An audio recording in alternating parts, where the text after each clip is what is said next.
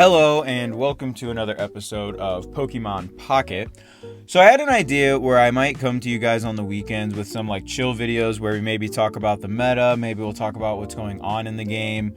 We can talk about some different things, but I wanted to talk to you guys just today about some things I like, some things I don't like, some decks that I'm really enjoying playing right now, and my favorite cards and stuff. So we'll start with, we'll do one thing I like, one thing I don't like. I have 3 of each.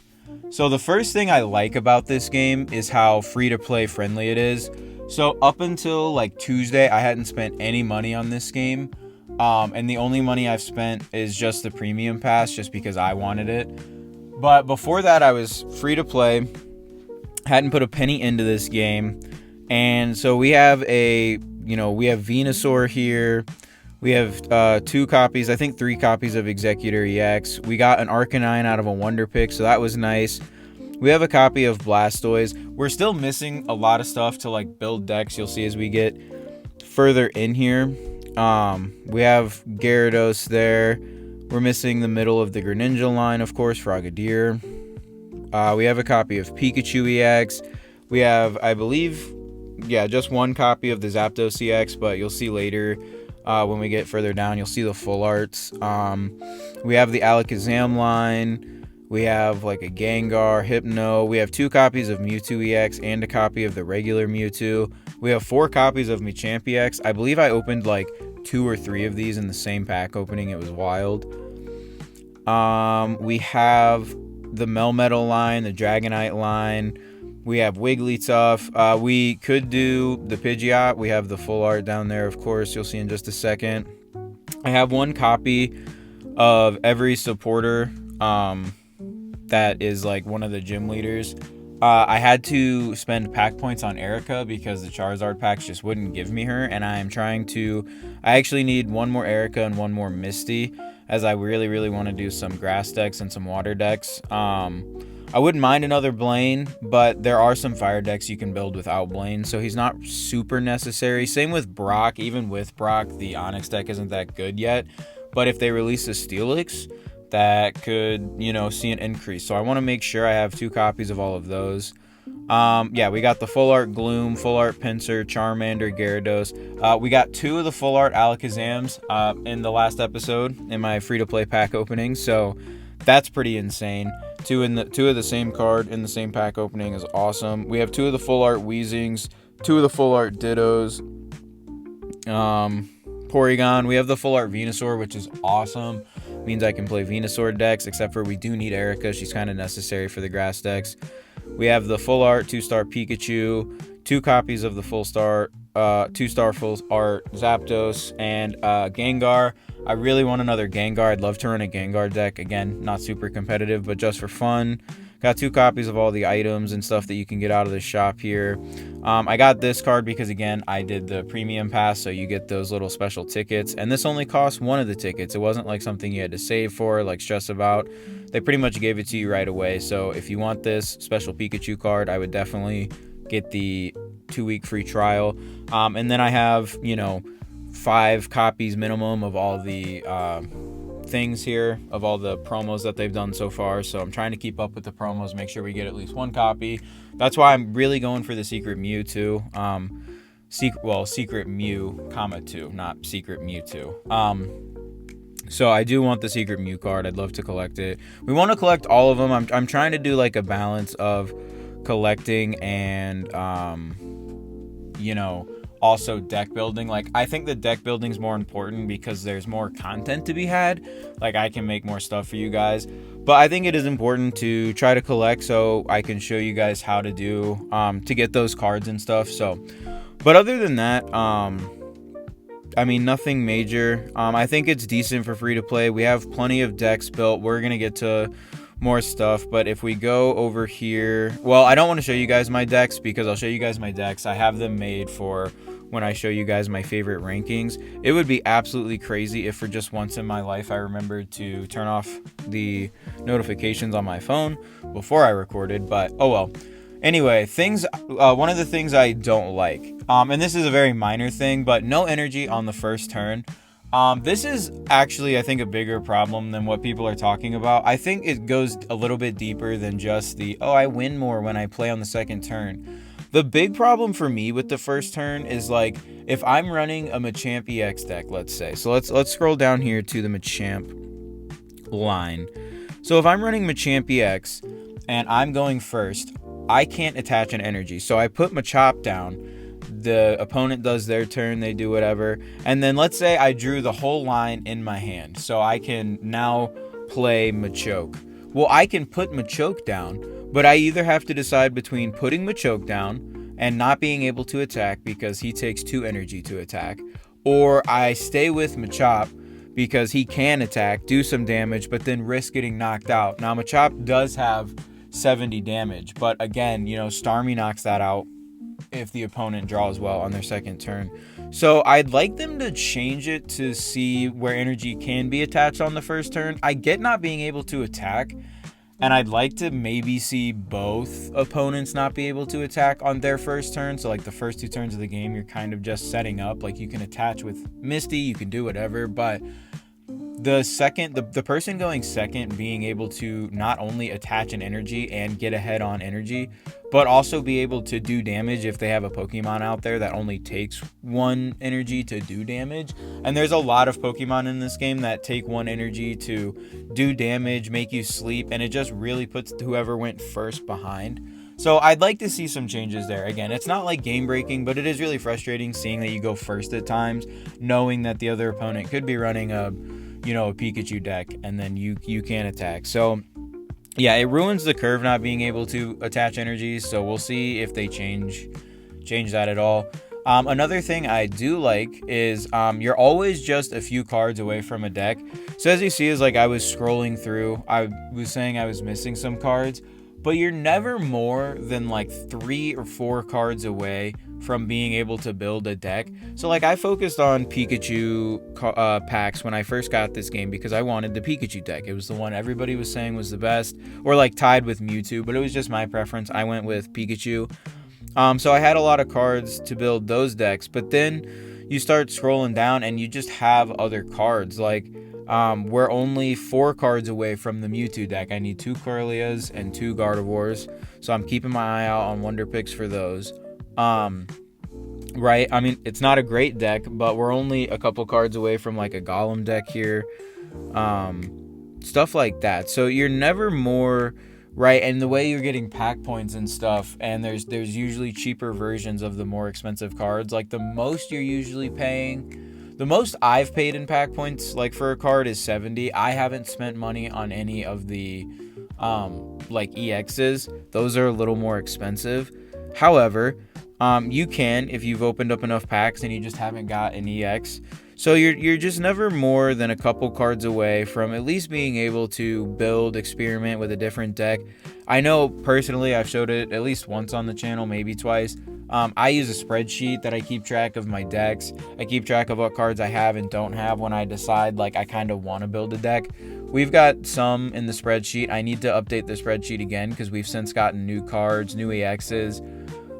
Stuff like that. Like I don't have a Machamp deck on here, but we want to experiment with as many decks as we can. So that's one thing I really enjoy about this game is you're usually not that far away from being able to build a deck. Another thing I don't like about this game is I wish that the battles gave more rewards. And this is in general, right? You only get 15 XP. Now you can also get thanks from a battle and get shop tickets 5 times a day. But I believe you only get shop tickets 5 times a day in general. And so like if you get them from like a Wonder Pick, you can't also get 5 from battling. I think. I'm not 100% sure on that. But that's my main issue is like once you get past getting the shop tickets and stuff, the regular battles grant you 15 XP. And even like the event battle right now where you try to get 45 wins, like I'm having fun climbing up the ladder, but I didn't feel the need on day 1 to go out there and just try to get to level or 45 wins because it's just an emblem. Like I had 20 whatever days to do it. And I'm just enjoying deck building, slowly playing. Like I don't know. It just seems right now, like, I don't think, like, battling should, like, drop packs or anything crazy like that.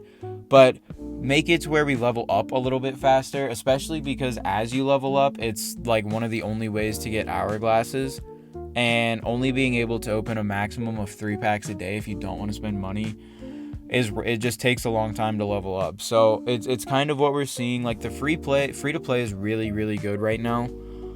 There's not that many cards, but as they expand, as we get more cards, as more cards interact with different cards and older sets, maybe sets like that you didn't complete, and there's not going to be a way to get them outside of trading, I presume. I'm curious what we're going to do then. I'm just curious where this game is going in terms of the free-to-play model, because of what gacha games are supposed to be. I'm worried that it is going to slow down for the free-to-play people, and I'm worried that you're just not, like, I might not think a card is good right now in Genetic Apex, and so I don't really aim for it, and maybe I never get a copy of it. Well, maybe that card interacts with a future card in a way that just breaks the meta, right? It just becomes a great deck. Well, I don't have any way to now get that card. Even in the actual TCG, you can get cards from past that. You can buy singles online. So there needs to be a way. I'm curious if the pack points are going to be universal, so I can go back and get a universal Apex card or two. That will be good, because then theoretically, I understand that this game wants people to pay for it. That's the whole point. I'm not blind to that fact. But there also needs to be a way to get specific cards. So maybe, like, you can put money into this game and get your pack points really fast if you want, and then go back and get an old card that you need to make a new set, like, really good. I'm just curious to see what they're gonna do. But all that to say, I wish battles gave more rewards. Like, I wish you leveled up a little bit faster once you leveled up. It feels like the whole point of the game is to open packs, but if you're free to play, you only get 3 packs a day, and you really don't get that much XP for opening a pack either. So I'm hoping they make leveling up easier, or just give you more events to get. I get that the whole point is to make people pay, but make some challenging events that people can do, where if they don't pay, they have a reason to stay on the app and, like, grind. I love the battling system. Like, I'm having so much fun battling, right? And we'll get to this kind of leads into the next point. So I'm actually going to do the next thing that I don't like, and then we'll finish on something that I like.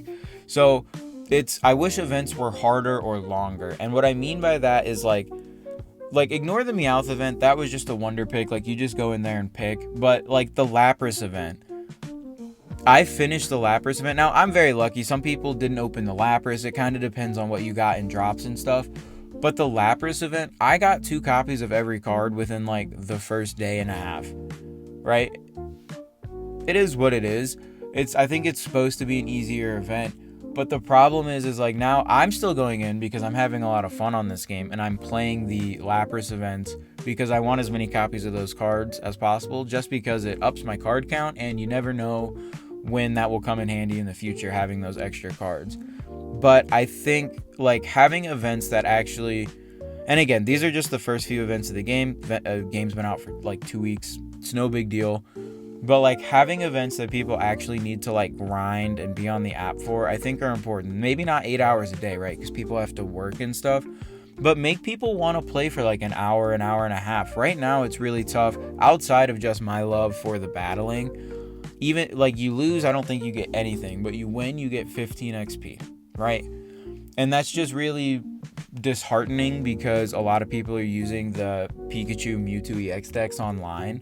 And so you're going in knowing you're not really getting any rewards, and you're going up against a top deck, and you maybe want to play, like, a fun deck that's not going to, do that well. So it's interesting. Hopefully the events in the future will be a bit longer. Even the Meowth event didn't take me that long. I got 2 copies of those cards pretty quick. Now it's just nice that you get the free no-cost wonder pick. So we'll see. We'll see what they do with the events in the future. I think right now they're a little bit too easy, but I know that the majority of people are, like, coming to this game. They're learning how to play the Pokemon TCG. We're all learning how to play Pocket. We're learning what the different cards do. So I think they're intentionally keeping it simple, or at least that's what I hope. I hope there's more to this game than just opening 3 packs every day in the future. And the last thing I'll end off with, the thing that I like possibly the most about this game, is so far It's very small. There's only 226 cards, but so far it feels really, really well balanced. Yes, there are 2 decks in the game that I think are a little bit above the rest, but even then, like you'll see on my channel, like I beat a Pikachu EX deck with an Alakazam deck. Would it do well in a tournament? Probably not, because those Pikachu EX decks are extremely consistent, and not only would you have to beat it 2 out of 3 games, you're then moving on to another round where you're probably playing another Pikachu, another Mewtwo, something up there, because that's just what everybody's playing. So competitively, it is a little bit more tough. But online, if you are just playing this game, having fun, go into games with non-meta decks. Go into games with Melmetal decks. Go into games with Arbok decks, just different decks. It is so fun. You can still win, right? I'm not saying that I don't play the Pikachu EX deck sometimes. Like sometimes I just get in a mood where I want to try to win 3 or 4 battles really quickly. Especially in this 45 win event, I'm trying to, sometimes off camera, I try to win 1 or 2 just so I don't fall behind. Like I want to make sure I don't have to, on the last day of the event, play all 45 matches. But overall, it feels really well balanced. You can beat the top decks with Dragonite. Yes, do you need to draw well? Of course you do, but that's any card game. You have to draw well. So I'm really enjoying it. There's a couple things they could fix. Yes, Misty's a little awkward. Maybe she could be reworked a little bit, stuff like that. But overall, I think this game is really, really well done. It feels really good. It feels well balanced. It is fun to battle in this game, and hopefully they are seeing how much everybody is enjoying the battling, and they will expand on it. So to end this video real quick, I'm going to take you guys through my top 5 decks, and then I will tell you guys what I think just the best card in the game is, like overall. So my number 5 deck is, let me get to my decks here. I'll try to remember to blur this. My number 5 deck is Dragonite Weezing. This is just simply because Dragonite's Draco Meteor is a very, very cool move. It does 200 damage, and it can damage every Pokemon on the bench. Obviously, you usually use this move hoping it takes out like a big Pokemon, but you can, depending on how the opponent has their bench set up, you can get multiple points in one turn. You could get all 3 points in one turn. And it's one of the more unique moves in the game. And if you haven't built and run a Dragonite deck, you're not going to win every game online, but it is absolutely so fun to play. My number 4 favorite deck is Pikachu EX. I debated not putting this in my top 5. If you don't have a meta deck in your top 5 because you think it's just like lame, I totally get it. The only reason I have this up here is because being a free-to-play player who doesn't have every single deck built in the game, this is just one of the decks I've played the most. I added Pincurchin to it recently. It does pretty well. It doesn't win me every game online.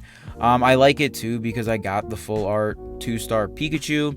But just a basic Pikachu deck, one of my favorites. Really, really love it. Number 3, the Arbok Weezing deck. This deck is just so fun. You can run a couple different versions of Arbok. I want to show a Pidgeot version on this channel using Drive Off. I've debated using maybe like a Victory Bell version 2, where you bring in a Pokemon with Victory Bell's ability and then, maybe lock it in with Arbok. So I'm messing around with that, but multi-energy decks are really hard in this game. But yeah, locking an opponent in so they can't retreat and they know they're going to die next turn is awesome. It's so fun, especially when you run up against a lot of EX decks on this game, and having only single point Pokemon and having a Pokemon that you can immediately call back to your hand and not give up a point for, and then replay. Like if you have a second coughing down, you can immediately replay that Weezing you just called back. Like it's a crazy ability. So very fun deck to play. I had a blast with this deck. My number 2 deck, which I thought was going to be my number 1, but my number 2 deck is of course Melmetal. This deck's just fun for me. It's not competitively viable yet. If they ever get some sort of... Okay, so it does have a little bit of energy acceleration thanks to Meltan's move, Amass. So you attach a metal energy and you can get a second metal energy. The problem is you can usually only get it off once, and then you either need to evolve into Melmetal or retreat into your coughing Weezing. And if you don't have an X speed, then you retreat using his 1 retreat cost, and you kind of just wasted that 1 energy. Like, there was no point. So you really have to think about who you're starting, but sometimes you do just start with Meltan in the active spot because you have no other choice. So he's a very, very interesting deck. But once you get Melmetal online, you're one-shotting a lot. Like, you can one-shot Pikachu, you can one-shot a Starmie with a Giovanni. And it just, if you can get it online fast enough and just put pressure on them, they start retreating, and then all their Pokemon EX are low. Melmetal is tough to take down because of its hard coat ability, and when they do finally take it down, it only gives them 1 point. It's another single point deck, and I think this game, one of the well-balanced parts of this game that it does really well compared to the actual Pokemon trading card game, like the full version, is the fact that you only get 3 points and then you win. So yes, Pokemon EX are extremely powerful. They also give up 2 points. Whereas you have Pokemon like Melmetal, who are almost just as beefy as some Pokemon EX. I mean, he's beefier than Pikachu. I'd argue he's beefier than Starmie because of his ability. They can struggle to take them down, even though they're EX Pokemon, and then the opponent's only getting 1 point. So I love single point decks. I'm having a lot of points. I think the whole having the amount of points that you need to win the game really makes single point Pokemon a viable option. But my number 1 favorite deck is, yes, Alakazam. This deck is so fun, and again, I don't want to spoil it, but I don't know when I'm going to be able to do it, so I'll just tell you guys. This deck one-shots everything other than Mewtwo and Charizard. If you have a Giovanni, it can one-shot a fully charged up Venusaur. Like, it's crazy.